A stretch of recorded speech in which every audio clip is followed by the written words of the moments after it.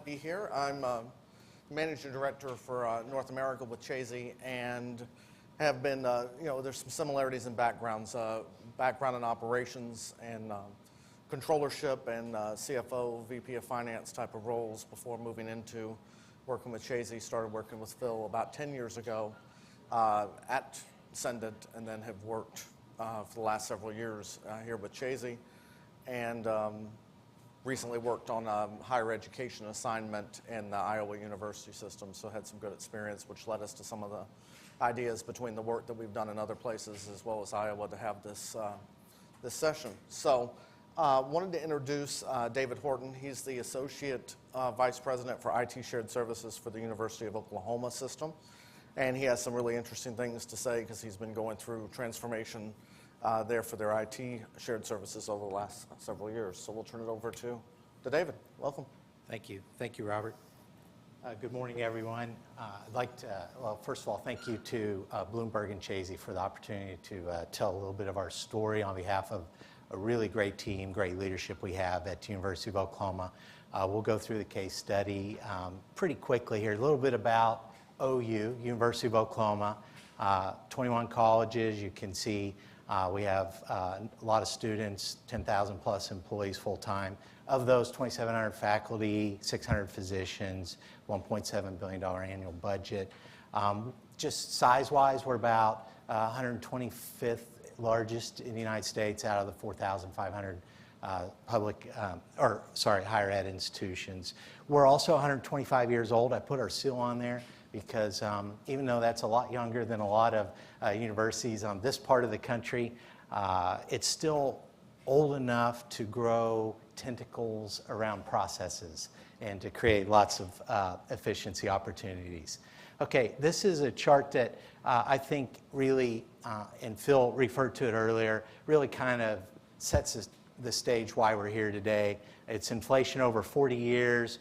You can see really college tuition and fees up phenomenally over most other things. Healthcare is there also, and then you see the bottom there, the card, and so you can kind of get a sense of the challenge we face in higher ed. And because we're an academic medical center, we have a campus that does healthcare. Both of those two are right in our wheelhouse. And I just added a picture here of my clan because the danger of talking about numbers is their numbers. And this needs to be personal, and we need to be passionate about what we're trying to do here. And so I've got a graduate, and so that's kind of what's driving us. The cost of higher ed's not the only thing hitting us. So we've got state funding decreases, we've got growth, we've got technology demand, compliance, those kinds of things. We're squeezed in the middle in IT. A little bit about central IT at OU.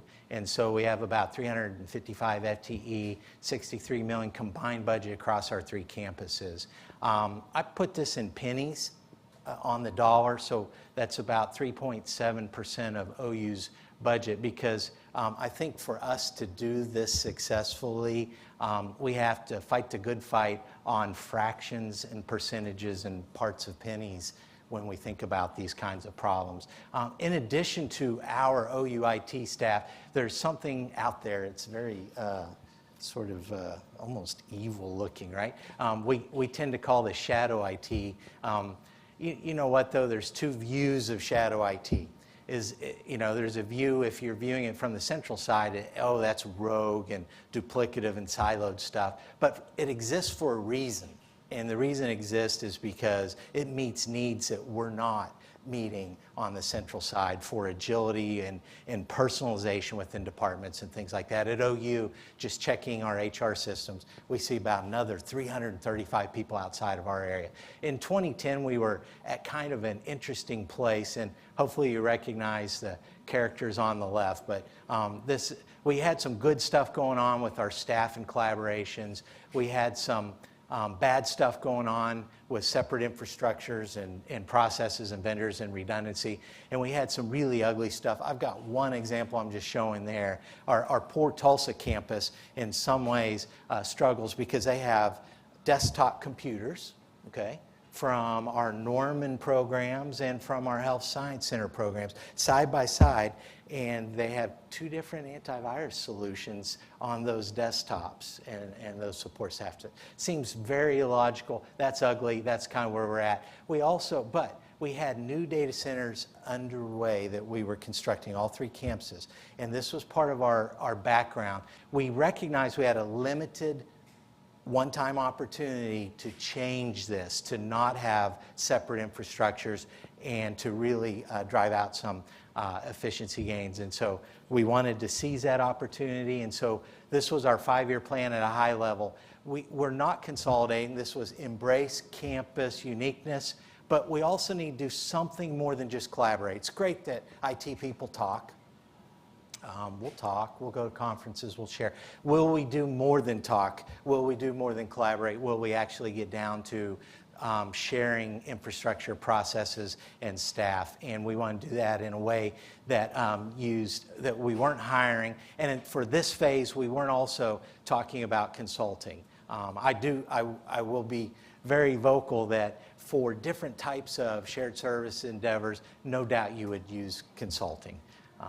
So that's a bit of our program timeline. We're about 5 years into this. We're really in the between 4 and 5 years. We've been live with services for almost 1,000 days, and that's kind of an overview of that. These were our 7 goals, just so we're kind of level set on these, and this is where I'll spend most of my time. We needed to complete those 3 data centers. Then we wanted to build and standardize a modernized IT infrastructure, okay? And then once that was done, we wanted to operate it using a shared services model. So that's the run side.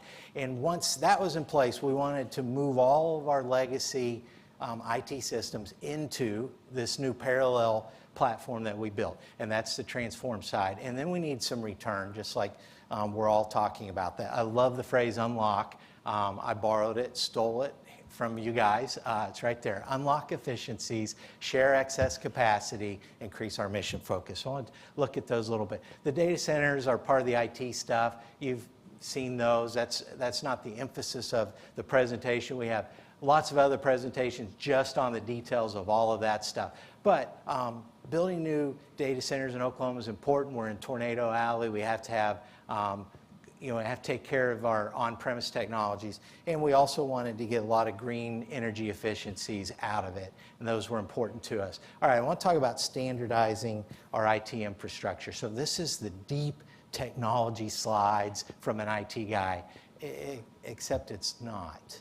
I want to talk about how you approach standardization of IT. And for us, it was really about culture and people. And so we used sticky notes, we played games, we brought people together for a month. 4 years ago, this month in October, we spent a month together with 61 folks from our 3 campuses, really working on our plans. It wasn't so much about the polished, finished plan that would come out in 31 days. It was about the idea that we were going to get everyone together and working on this together. And I put a few stats. They may be a little low to see on our stage here, but the 61 people brought 611 years of OU experience, and that was really important to us. And also, that total investment of time, it seemed really impactful to all of us to do it that way, was 1% of our available IT hours.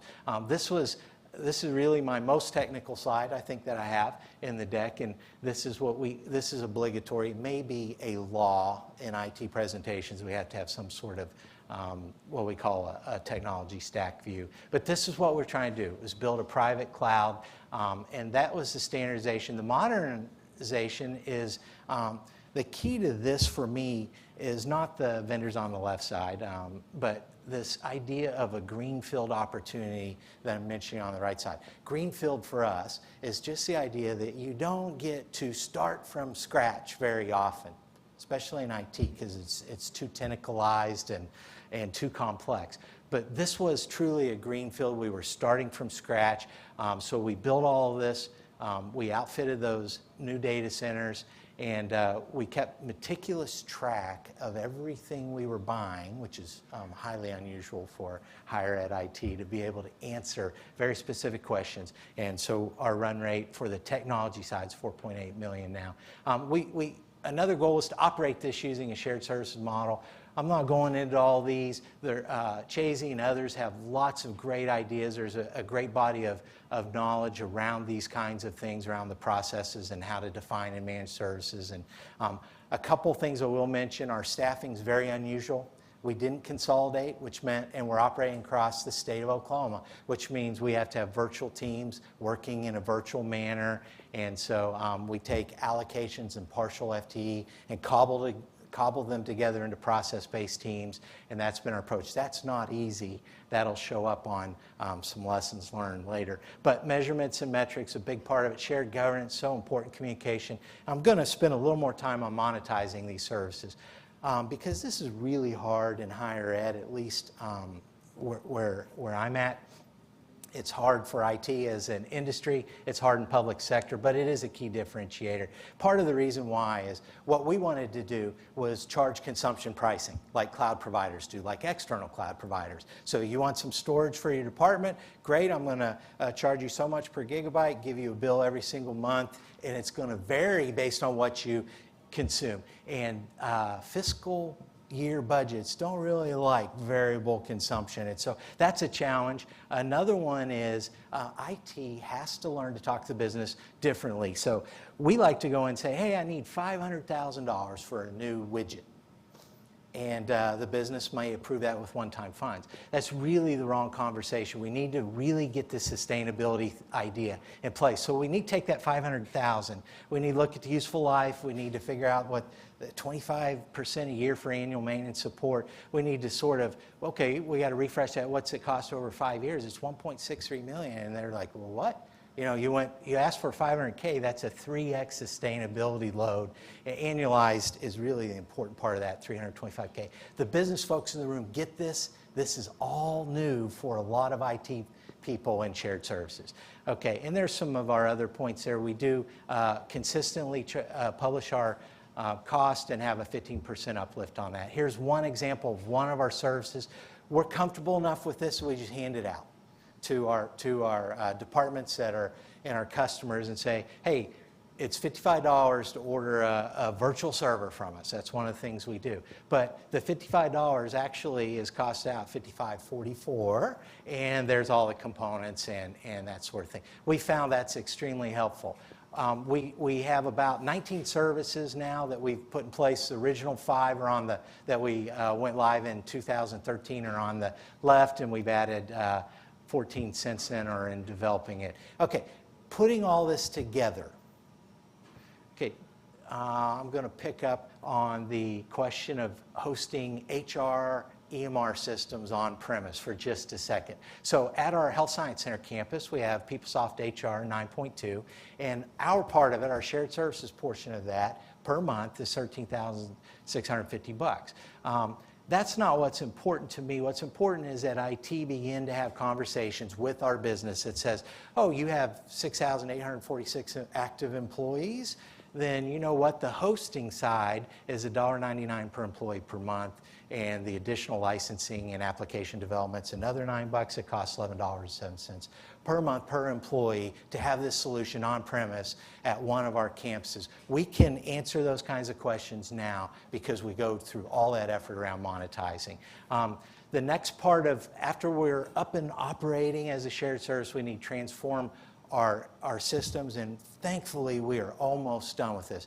This was a multi-year effort to move all of that legacy stuff, rework it, transform it, put it into our shared services model and components, and get it back up and live. Our billing has followed that trend. You see it's really kind of spiking up now, and actually we're at a point now this month where we're completely even on our billing with our technology sustained annual run rate. We've still got to cover our people, and that's the next part of our goal. All right, a couple things on return. Unlocking cost efficiencies. Our program's tracking these areas for efficiencies. We know we did benchmark people. So we know how many people it took to run the legacy data centers, and we've watched the change of people over time. And so over 5 years, we'll collect $6 million there. And energy savings, our new data centers are 25% more efficient to run. So every piece of server equipment that we pick up from a department, put in the data center, we save energy. And there's a number of other things. Our little formula is interesting, and I'm always looking for ideas on this, but it really is about cost savings, but also cost containment and cost avoidance and cost sharing, but also value. We want to unlock, beyond cost efficiencies, we want to unlock IT efficiencies in terms of new value. We've done that a lot with our program in terms of performance and improvements and capabilities over on the left. But really the right, I want to point those out. I think an important part of what we've done is we're now ready for business process improvements. I think it's really unfortunate that IT is often a barrier, is in a way, is too complex, is too expensive to help the business side achieve their efficiency goals. And so we wanted to be out of that mode. Another thing that happens within campuses, if you wanted to order a physical server before shared service came along, man, you had to go through lots of hoops. You had to have security reviews, and you had to figure out assets and lead time and order it and go through purchasing. And depending on what it is, you're going to have skills and support and recovery, data recovery plans and things like that. And let us worry about that stuff. Okay, another aspect of one of our goals for return was sharing excess capacity. We build in some excess capacity. We're sharing this. And if you're from Oklahoma, you would understand the sort of graphic of a white paper that's over on the right.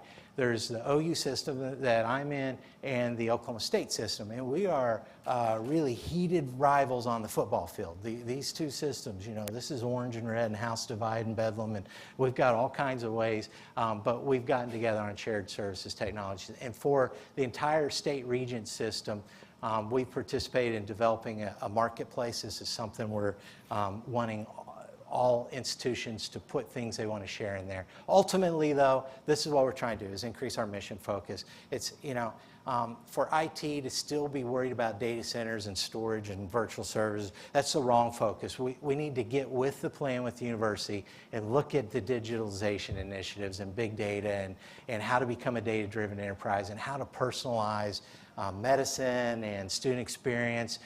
And so we got lots of great ideas and really participating in the community as a global citizen and to take our role within the university as an economic engine seriously. To do all that, we have to have IT help and support, and we need to shift from this operational core systems over to these kinds of mission things. Our next steps are following all of that 2 years of intense migration. We're taking a sort of a reboot time to refocus on stability and security. Why? Because we learned a lot. We've pushed a lot of technology into our data centers and through our shared services, and we're going to take our lessons learned and work on that for the next 6 months. We also need to go after more internal sharing opportunities like the shadow IT picture I showed, external sharing opportunities, new higher value services, and then this question of what's next. Should we institutionalize this whole program in a different way?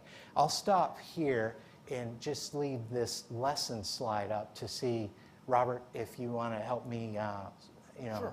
discuss any of this. Yeah, I'd be interested in one of the things too is take questions from the group too. Anything that comes up from David's presentation. But you know, one of the factors here with the lessons that I saw in our conversations is about transparency arms the critics. And from the experience we had with the Iowa University system, taking somebody, I mean, you simplified it and said you're taking somebody's server and putting it in the data center, but we found that to be, you know, fought and people felt passionately about, I have the grant for this, or this is my money and this is my thing, and I'm sort of interested in your thoughts on the transparency and how you are arming the critics, but yet it's also essential of what you learn there. Yeah, that's been really an interesting one. We've tried to publish all these cost models, but what you do by publishing it is you let departments go shop on Amazon and find something a little bit cheaper and bring it to you and say, you know, I can get this on Amazon for that. And so, you know, you sort of invite that conversation. It's an important conversation. You know, I think that one of the things we have to try to explain in higher ed is we already spent this money. So you can go to Amazon, but that's a plus cost because I've got this capacity already for it. I don't have new costs to host your solution, so that's just an additional cost the university is going to bear. And so I have this idea of altruism is a bit hard to sell within higher ed. When we go to departments and colleges and say, listen, at a university-wide level, we get economies of scale, skill, and scope if we work together on this. And they're like, no, you know, I can actually pay a $1 less a month or something if I go to Amazon. So they don't appreciate what the university has invested. Gotcha. Sometimes, and I don't mean to categorize that exclusively. No, we've certainly seen some of the same behaviors that they'll nod and say, yes, we agree, but I can save $1 if I do it myself. From a communication standpoint, when you went through this, I understand the pulling the teams together and what you did internally for the plan, but what about to the broader community? How did you go about communicating those changes or managing the communications through that change? We have, and I think there's maybe a slide in the deck if anybody wants to look at that. I didn't present. That's a good point. point. There's a huge program, and certainly it's a best practice within any kind of shared services program to really build in lots of communication.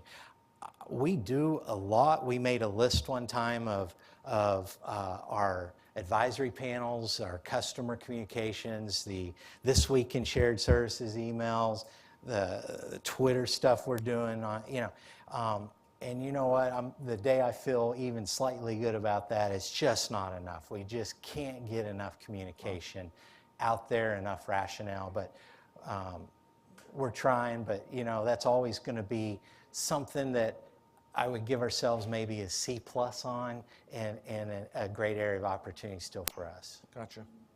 All right, I think we had a question back here. Oh, and then we have another one. Over here. That was very interesting. So how do you interact with the research community that deals with big data management? For example, individual research groups will often have programming needs, data management needs, and infrastructure needs. And we struggle to get those on individual grants, for example. So do you have capacity to provide those sorts of services on a per day basis? Or?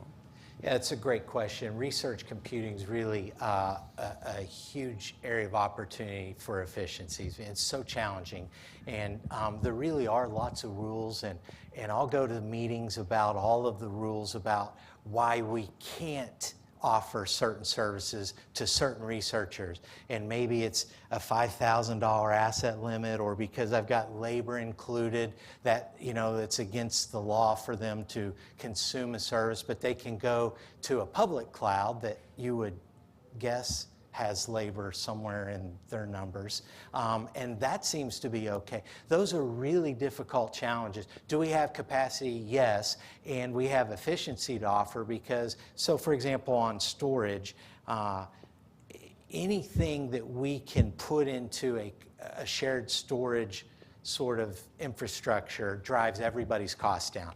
If the researchers, I've got one researcher I met with that has 600 terabytes of weather data.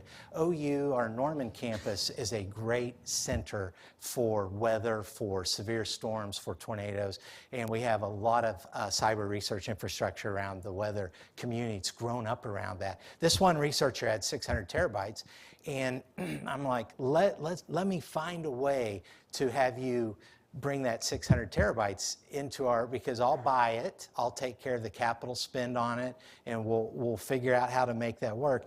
And the addition of your 600 terabytes will probably lower everybody's cost by a couple pennies per gig across the entire university. At the end of the day, we couldn't get it done, and they bought the exact same technology we had on a standalone basis at less efficiency.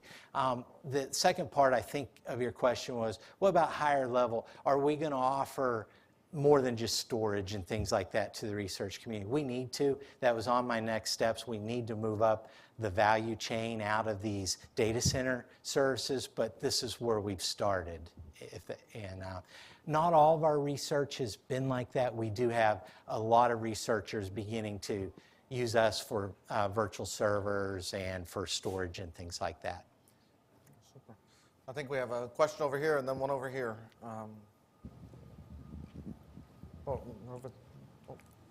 That's fine. That's fine. We'll get to you. If you weren't going to build the new data centers, how would your approach have been different? And do you think you would have gone more to third-party sources?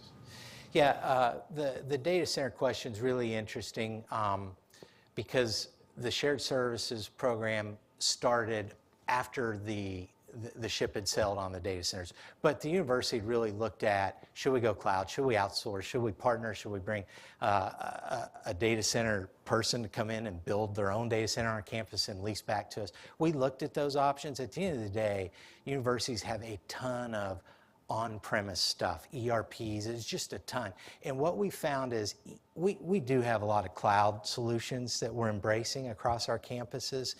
That's going to continue to grow. But you know what?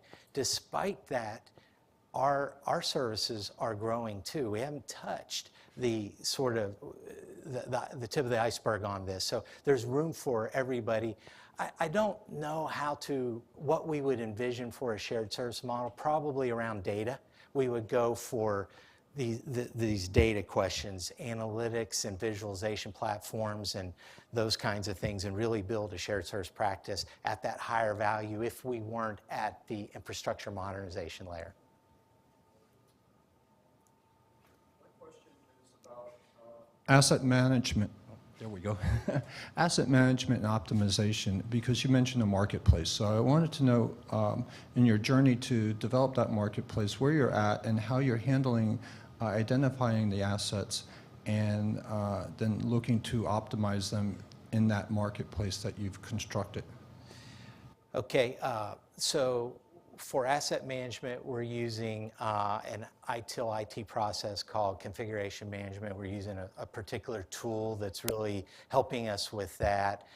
Because this was greenfield and we didn't have to go do the forensics on 10 years of scattered IT stuff across 3 campuses, this was very defined. And we made 150 purchases and we loaded those into, or we are loading those into configuration management tools. The marketplace, if you want to take a look at that, I've got the link in the slide deck there. That's really that's at a higher level. That's really what does our institution have available for your institution to share? What do you have available that we could share that you've done? So that's really sort of a high-level marketplace of sharing products, contracts, those sorts of things. Right, so I actually had one question as we're getting close to our end of our time here. You hit on it, I think, earlier, and I think it fits even some of Omar's conversation and some other things, is the foundation, IT as a foundation for shared services outside of IT, of how you can help with that. Could you elaborate on that thought a bit? Yeah, I guess I'm passionate about this one because being in IT for a long, long time, we're oriented a certain way, and I do think if we're going to unlock the true efficiencies, they're outside of IT. I didn't show on the ugly slide the fact that we have multiple ERP systems. We have 2 financial systems and 2 HR systems and 2 student systems and on and on and on. They're all hosted now on a very efficient single infrastructure, but the business has to take on the responsibility for those. What we want to do is get out of the way of that. So don't come to us later and say, we're interested in business efficiency, but IT is too complex. So I feel good about that part of what we've done here. Right, and I think part of our conversation was simplifying the IT and making it easy to work with. You felt like would enable the businesses to then have those conversations, Yes, and you wouldn't stand in the way. that's a big goal. All right, well, any other questions here for David? Okay, now one thing, David put together a lot more in the way of slides as far as the story and everything, and we're going to make that available. So we had to compress it for the time we had available, but there's a lot more there that you can get afterwards, and feel free to ask questions of him and follow up. So really appreciate it, David. Thank you. Thank you. Okay.